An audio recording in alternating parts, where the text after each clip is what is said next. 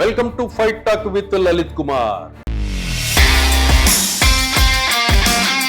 ఈ రోజు మన అతిథి BJP leader, cinema actor Pasupuleti Madhavilatha. నమస్తే మాధవీలత గారు. నమస్తే అండి. ఇటీవల మీకు జేసీ ప్రభాకర్ రెడ్డికి సంబంధించి డిసెంబర్ 31 ఇష్యూ ఏదైతే ఉందో దానికి సంబంధించి మీరు ఒక వీడియో రిలీజ్ చేశారు. ఆ వీడియోలో మీ మైండ్ లో ఏం చెప్పదలుచుకున్నారు? ఆ వీడియోలో మీరు ఏదో మీ ఊర్లోనో ఇంట్లోనో కమ్యూనిటీలోనో చేసుకుంటే సేఫ్టీగా ఉంటుంది. అంత దూరం వెళ్ళి మళ్ళీ అక్కడ పెన్నా నది వద్ద కొంతమంది గాంజా తీసుకునే వాళ్ళు, పనికిమాలిన వాళ్ళు ఉంటారు.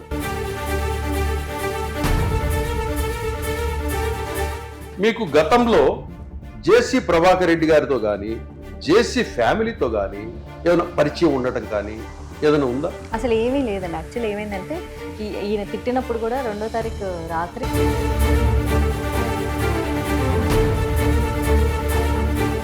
ఏమన్నాడు చాలా ఘాటుగా. ఆ వీడియో కూడా నేను చూస్తాను. అవును, అదేముంది ప్రాస్టిట్యూట్ అవును. ఆ స్టేజ్ లో ఆయన అంత గట్టిగా ఆ మాట మీరు ఆ వీడియోలో చూసినప్పుడు మీకు ఎట్లా ఫీల్ కలిగేది? అంటే సడన్ గా చూస్తూనే నాకు కంప్లీట్లీ అంటే ఒక కల్చర్లెస్, మామూలుగా ఏమంటారు, ఒక వ్యక్తిత్వం కానీ ఒక క్యారెక్టర్ కానీ లేకపోతే వీళ్ళకి అసలు ఏది లేని వాళ్ళు అలా మాట్లాడతారు.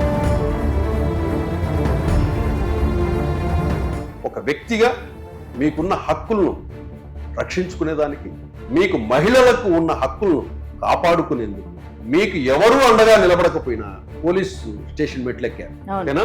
కానీ ఇది మొత్తం చెప్పాలి, నేను 3వ తారీఖు 4వ తారీఖు మీడియాతోనే సరిపోయింది. నా కోసం నేను బ్రెత్ తీసుకునేంత గ్యాప్ కాదు. 3వ తారీఖు అయితే దాదాపు 9 ఛానల్స్కి ఇచ్చాను. బట్ నాకు అప్పటికి వచ్చిన ఆలోచన మహిళా కమిషన్కి కంప్లైంట్ చేస్తానని అయితే చెప్పేశాను నేను. 2వ రోజు నాకు మళ్ళీ వచ్చిన ఆలోచనకి నేను దీన్ని ఢిల్లీ వరకు తీసుకెళ్తాను అని చెప్పగలిగాను. 4వ తారీఖు సాయంత్రం మా చుట్టాలందరూ మా మదర్కి ఫోన్ చేసి, అందరూ ఆ చుట్టుపక్కల ప్రాంతాల వాళ్ళే కదా, వాళ్ళు అలాంటి వాళ్ళు ఇలాంటి వాళ్ళు చాలా పెద్ద రౌడీలు, అది ఇది అంత భయపెట్టేసరికి బెదిరించారు. అని సరే మా మదర్ ప్యానిక్ అయిపోయారు. ఆమె చిన్న విషయాలకి చాలా ప్యానిక్ అయిపోతూ ఉంటుంది. నాకున్న స్ట్రెంతే నా పేరెంట్స్, వేరే పీచే కోనే అంటే మేరే పేరెంట్స్ అని చెప్తాను.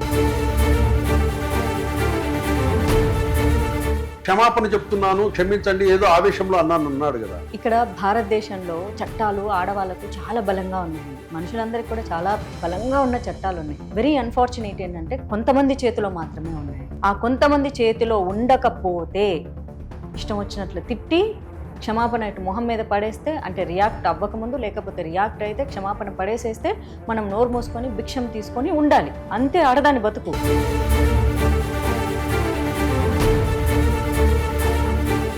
చంద్రబాబు నాయుడు గారి భార్యని ఏ విధంగా అయితే అక్కడ దూషించారు, ఇక్కడ జేసీ ప్రభాకర్ రెడ్డి గారు కూడా మిమ్మల్ని అలా దూషించినట్టు. అవును, రెండు ఒకటే.